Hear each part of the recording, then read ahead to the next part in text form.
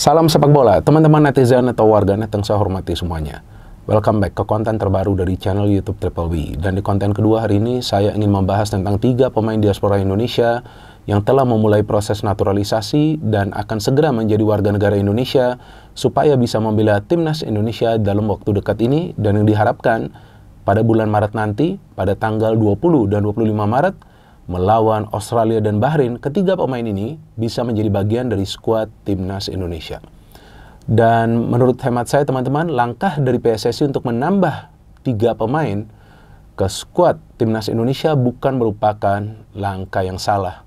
Tapi menurut saya inilah langkah yang bijak agar timnas Indonesia punya yang namanya kedalaman skuad. Karena walaupun sekarang timnas Indonesia sudah punya banyak sekali pemain yang berkualitas, dan kita tahu mayoritas bermain di Eropa, tapi timnas Indonesia belum punya yang namanya kedalaman skuad. Maka itu yang dipilih adalah penjaga gawang, bek kiri, dan juga gelandang bertahan. Nah mungkin teman-teman bingung juga, kan sudah ada tuh Bung Martin Paes. Betul, Martin Paes is a very good goalkeeper. Luar biasa performanya sejauh ini di round 3. Walaupun lawan Jepang kemasukan 4 gol, tapi kalau bukan karena Martin Paes mungkin sudah kemasukan 8 gol. Jadi memang Martin Paes adalah penjaga gawang yang hebat. Tapi seandainya Martin Paes cedera, nah nggak ada pelapis yang kurang lebih lah permainannya itu seperti Martin Paes. Maka itu yang dipilih salah satu dari 3 pemain tambahan yang akan menjadi bagian dari skuad timnas Indonesia dalam waktu dekat ini adalah seorang penjaga gawang yang sudah lama bermain di Italia. Pernah bermain di Serie A, kemudian sekarang memang lagi bermain di Serie B, yaitu Emil Audero. Yang sebelumnya kita sama-sama tahu, berharap bisa dipanggil oleh timnas Italia yang pada saat itu dilatih oleh Roberto Mancini. Tapi sampai kemarin lah ya, kita katakan kemarin lah ya, belum ada panggilan bagi Emil Audero. Sehingga sekarang ya dia memilih untuk menjadi bagian dari skuad timnas Indonesia. Dan saya pikir pada saat memang sekarang dia sudah bersedia membela timnas Indonesia, ya ada baiknya bagi kita untuk mendukunglah keputusan dia. Karena juga dia tentu sudah memahami bahwa sekarang timnas Indonesia punya peluang yang real. Jadi ini bukan peluang yang palsu, tapi peluang yang asli untuk bisa lolos ke Piala Dunia tahun 2026. Karena sekarang kita tahu, timnas kita jika bisa, ya let's say mendapatkan 1 poin di kandang Australia, kemudian menang lawan Bahrain, wah peluangnya kan lebih besar untuk bisa lolos langsung di round 3. Dan memang Emil juga paham tentunya dengan animo supporter timnas Indonesia yang begitu besar ya. Sehingga ini juga dia melihat sebagai suatu bentuk support yang luar biasa.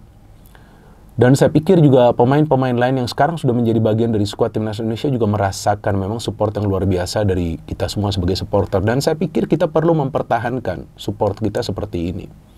Ya kalau namanya kalah atau seri, ya ini kan pertandingan sepak bola. Jadi ya kalau kita berharap timnas Indonesia menang terus dan kita menuntut terus, ya agak fair juga. Tapi tentu kita perlu support terus, karena seperti yang selalu saya katakan bahwa peran atau tugas dari supporter itu adalah untuk mendukung, bukan untuk merusak mental dari para pemain.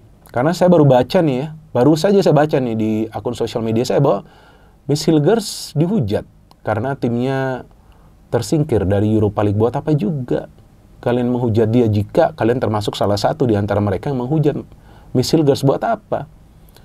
Kan itu kan dia tentu sudah berjuang bagi klubnya ya. Jadi saya pikir gak fair juga kalau dikit-dikit pemain timnas Indonesia yang gagal meraih kemenangan terus kalian hujat, gak boleh dong. Ya kalau mau puji juga jangan puji setinggi langit kemudian langsung kalian turunkan mental mereka dengan menghujat mereka, gak boleh juga. Yang penting kita stabil aja gitu, balance aja kita. Kalau pada saat mereka bermain baik kita apresiasi, kita puji ya. Tapi pada saat memang mereka gagal meraih kemenangan atau permainan mereka sedang menurun, karena wajar, up and down itu performa, jangan kita hujat dong. Kan tetap mereka memberikan segalanya bagi timnas Indonesia. Padahal Miss Hilgers itu, ya timnya itu gagal kan di level klub gitu. Ya kan, jadi jangan dihujat, jangan dirusak mental mereka. Walaupun saya yakin lah mental mereka sudah kuat. Dan saya pikir jangan pakai alasan. Karena mereka pemain sepak bola, mereka harus siap dihujat, gak boleh. Emangnya Anda mau dihujat? Kan nggak mau juga pasti, ya kan? Jadi kita jaga juga ya mulut kita dan juga jari-jari kita. Tapi kita perlu support para pemain dari timnas Indonesia dimanapun mereka bermain di level klub. Kevin Dix kita tahu sekarang timnya akan menghadapi Chelsea. Kan bangga kita ada pemain Indonesia yang akan bermain di Europa League nanti melawan Chelsea, salah satu klub besar. di Inggris. Nah, tapi kembali lagi kepada Audero, ya ini menurut saya ini adalah pilihan yang benar nih. Karena Audero ini pengalamannya sudah tidak perlu diragukan.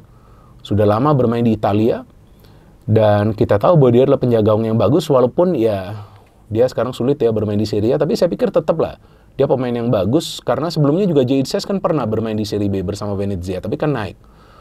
Jadi saya pikir ini adalah pilihan yang benar nih dari PSSI untuk bisa ada pelapis bagi Martin Paes, dan juga dengan hadirnya Emil, ini juga memberikan persaingan bagi Martin Paes bahwa dia performanya harus bagus terus, ya mau gak mau, karena ini yang namanya persaingan di dalam tim, dan tentu ini adalah persaingan yang sehat.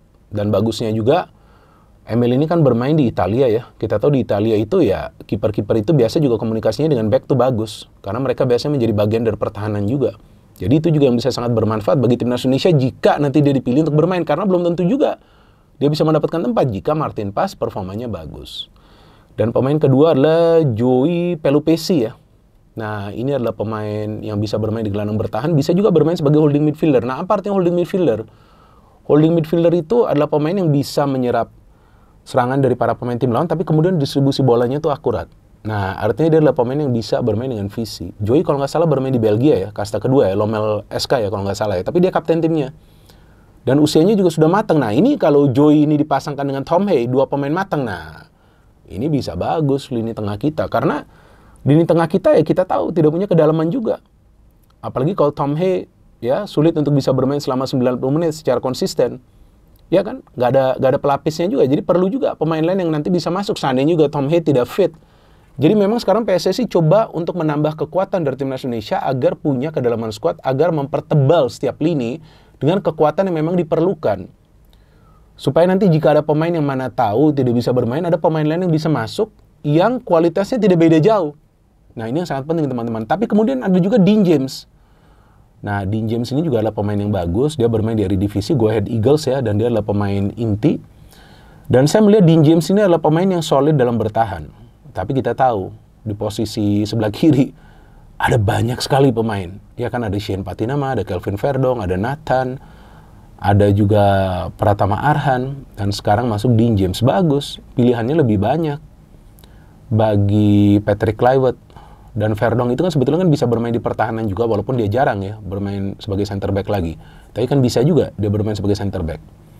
Jadi ini tambahan pilihan bagi Patrick Kluivert akan memudahkan dia nanti untuk bisa mengatur strateginya, untuk bisa tentunya melakukan pergantian pemain. Mungkin pada saat timnas Indonesia itu sulit untuk bisa menghadapi serangan dari para pemain tim lawan, atau juga mungkin sulit untuk bisa mengatur ritme permainan di atas lapangan. Jadi saya pikir ini adalah bagian dari strategi PSSI untuk menambah kekuatan dari timnas Indonesia. Artinya, ya ini kalau feeling saya, bahwa nanti lawan Australia kemungkinan besar starting line-up-nya itu adalah full pemain-pemain yang bermain di Eropa. Dan saya pikir itu adalah memang pilihan yang tepat. Karena Australia juga adalah tim yang sangat kuat. Kita tahu apalagi pada saat mereka bermain di kandang sendiri. Ya, tetap saja Australia adalah tim yang kuat dan mereka adalah tim yang fisikal. Meskipun banyak pemain dari Australia juga yang diberitakan kemungkinan akan absen. Nah, artinya ini adalah peluang bagi timnas kita. Dan 1 poin itu di Australia itu akan terasa seperti 3 poin. Karena Australia adalah tim yang jago kandang, walaupun mereka kalah lawan Bahrain, tapi itu pelatihnya kan beda. Ini pelatih yang baru ini fokus dalam memperkuat lini tengah dan lini pertahanan. Nah, ini akan sulit tentunya bagi timnas kita jika tidak punya pemain yang kuat di tengah dan di pertahanan. Maka itu dicari nih, pemain di tengah dan di pertahanan. Saya justru berharap Jairo yang bergabung, tapi katanya masih ada kekurangan dari proses administrasi atau lain hal lah ya. Jadi saya pikir kalau tadinya ada Jairo, wah, lebih mantap lagi nih timnas kita. Tapi saya pikir dengan Joey juga oke, pemain yang fisikal, pemain yang kuat ya dalam bertahan, dan pemain yang sudah serat berpengalaman. Kalau nggak salah dia pernah bermain di Liga Inggris juga ya, lupa saya. Dia bela tim mana pada saat itu. Jadi saya pikir ya teman-teman, breaking news kemarin sore itu adalah suatu breaking news yang memang memberikan kabar baik ya bagi kita semua, karena tentulah kita berharap bahwa dengan menambahnya pemain-pemain yang bermain di Eropa, tentu itulah yang akan memberikan peluang lebih besar bagi timnas kita untuk bisa lolos ke Piala Dunia. Dan saya pikir dengan materi pemain yang istimewa sekarang ini, ya ini adalah momen bagi Patrick Kluivert dan asisten pelatih lainnya untuk bisa meracik strategi yang pas agar timnas kita kalau memang nggak bisa lolos ke Piala Dunia di round 3 nggak masalah, tapi masih ada round 4. Nah, artinya harus fokus juga. Kalau memang round 3 nggak bisa, ya coba cari tuh slot untuk round 4. Karena round 4 seharusnya lawan-lawannya tidak sekuat seperti di round 3. Apalagi nih round 3 ini kan Timnas Indonesia berada di grup yang maha berat. Nih bukan grup neraka, tapi grup neraka banget nih. Ada Australia, ada Arab Saudi, ada Jepang, ada Bahrain, kuda hitam, ada China juga. Ini gak gampang. Tapi so far so good.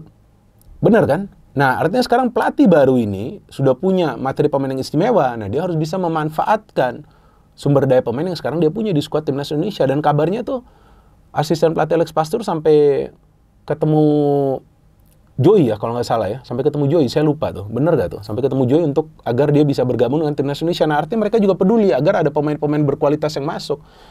Dan tinggal kita berharap nanti bahwa para pemain bisa kompak. Karena bagi para pemain baru ini tentu mereka tidak akan begitu mudah langsung bisa beradaptasi. Ya dong, karena kan mereka kali ini akan bermain di Timnas dengan teammate atau rekan pemain yang berbeda. Berarti dalam hal ini tugas dari pelatih untuk bisa membuat mereka paham rencana permainan itu seperti apa. Pas pula ini kan pelatih baru. Jadi ini yang perlu nanti mereka komunikasikan. Mungkin juga sekarang sudah mulai komunikasi. Dan ini adalah hal yang baik yang dilakukan oleh para pelatih jika mereka sudah mulai berkomunikasi. Dan saya juga masih menunggu apakah nanti akan ada pemain baru yang dipanggil oleh Patrick Kluivert. Banyak yang merumorkan bahwa kemungkinan Sadil dan Baggett akan dipanggil kembali. Ya, kita lihat sesuai dengan kebutuhan tim. Kalau memang Sadil dan juga Alkan Baggett dibutuhkan, saya pikir gak ada salahnya dipanggil. Tapi memang kalau sudah punya banyak pemain di dua posisi tersebut, ya saya pikir manfaatkanlah sumber daya pemain yang sekarang ada di dalam skuad.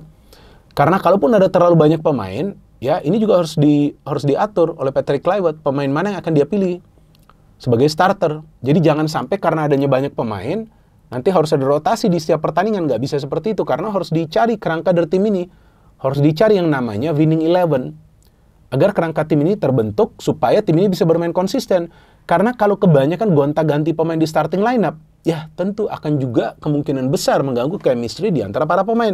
Meskipun bisa saja tergantung tim mana yang dihadapi, tapi alangkah baiknya jika kerangka tim itu sudah dibentuk, starting 11-nya sudah dipahami siapa saja, kemungkinan pemain penggantinya itu siapa yang kualitasnya tidak jauh beda, itulah yang akan memberikan peluang bagi timnas kita untuk meraih kemenangan.